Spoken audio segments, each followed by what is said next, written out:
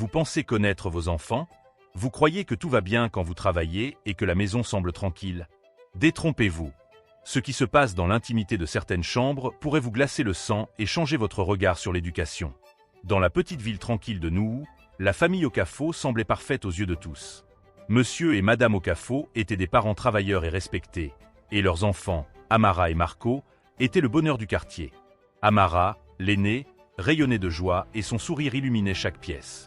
Marco, son cadet, suivait sa sœur comme son ombre, partageant chaque émotion et chaque rire. Souvent, les parents, absorbés par leur travail, laissaient les enfants seuls à la maison. Mais ce temps passé ensemble n'était pas vide.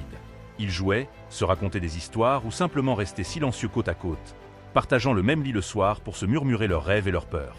Leur complicité semblait indestructible et rien ne semblait pouvoir ternir ce lien innocent.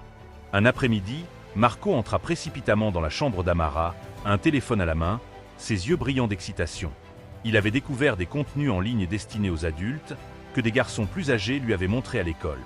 La curiosité naturelle des enfants les poussa à explorer ces images, sans réellement comprendre ce qu'ils voyaient, mais intrigués et fascinés par ce nouveau monde. Au départ, ce n'était qu'une exploration innocente, comme observer un animal inconnu dans la forêt. Chaque vidéo éveillait en eux curiosité et excitation. Petit à petit, ce qui semblait être un simple jeu devint un secret qu'ils partageaient uniquement dans la chambre, un lien invisible qui les isolait davantage du reste du monde. Les jours et les semaines passaient, et ce secret grandissait comme une plante dans un sol fertile.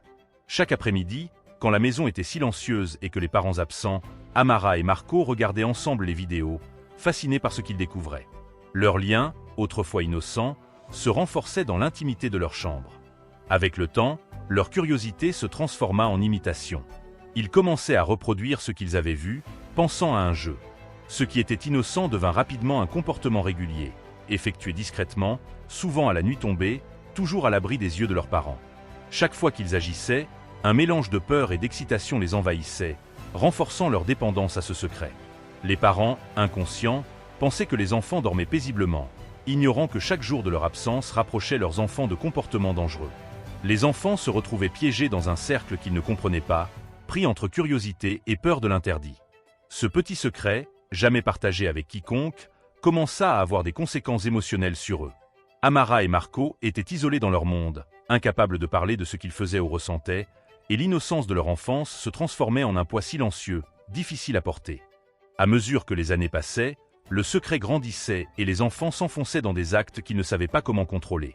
Amara, en grandissant, ressentait un mélange de culpabilité et de peur, tandis que Marco essayait de la protéger et de rationaliser ce qu'il faisait. Ce lien qui semblait fort autrefois devenait une prison silencieuse. Lorsqu'Amara atteignit l'adolescence, leur comportement secret commença à avoir des conséquences directes. Elle se sentit mal, faible, confuse, et comprit qu'ils avaient franchi une limite. Les décisions prises dans l'ombre, répétées au fil du temps, mettaient désormais en danger sa santé et son avenir. L'illusion d'un contrôle total se brisa quand ils réalisèrent que chaque choix, chaque secret, avait un prix. Les gestes autrefois perçus comme des jeux innocents étaient maintenant chargés de conséquences irréversibles. Leur corps et leurs émotions étaient pris au piège de leurs actes passés. À cet âge, il n'était plus possible de revenir en arrière. Ce qu'ils avaient pensé être un jeu était devenu une chaîne invisible qui les liait à un secret lourd, et chaque décision prise dans l'ombre commençait à se manifester dans leur vie quotidienne. À l'âge adulte, Amara rencontra Shuka, un homme bienveillant et amoureux, offrant une chance de rédemption et d'un nouveau départ. Mais le passé la poursuivait. Le poids des secrets et des erreurs accumulées ressurgit lorsqu'elle réalisa qu'elle avait des complications de santé liées à ses choix. La révélation à sa famille et à son mari fut dévastatrice. La vérité sur son passé et les secrets partagés avec Marco éclata, provoquant colère, incompréhension et douleur. Les mensonges accumulés, pensés pour protéger, avaient détruit la confiance et brisé les liens familiaux. La maison autrefois chaleureuse devint froide et silencieuse, un symbole des conséquences du silence et de l'ignorance. Marco, incapable de gérer le poids de leur passé, disparut, laissant derrière lui la seule famille qu'il ait connue. Amara se retrouva seule, hantée par ses choix, consciente des dégâts irréversibles causés à son corps et à sa vie. Le choc de la révélation montra que même les intentions les plus innocentes des parents ou des enfants peuvent avoir des conséquences tragiques lorsqu'on laisse les secrets grandir sans communication, sans guidance et sans limite. Cette histoire tragique des Okafo est un avertissement pour tous les parents. Même dans des foyers aimants, l'inattention et le manque de dialogue peuvent créer des situations hors de contrôle. Les enfants explorent, parfois dangereusement, ce qu'ils ne comprennent pas.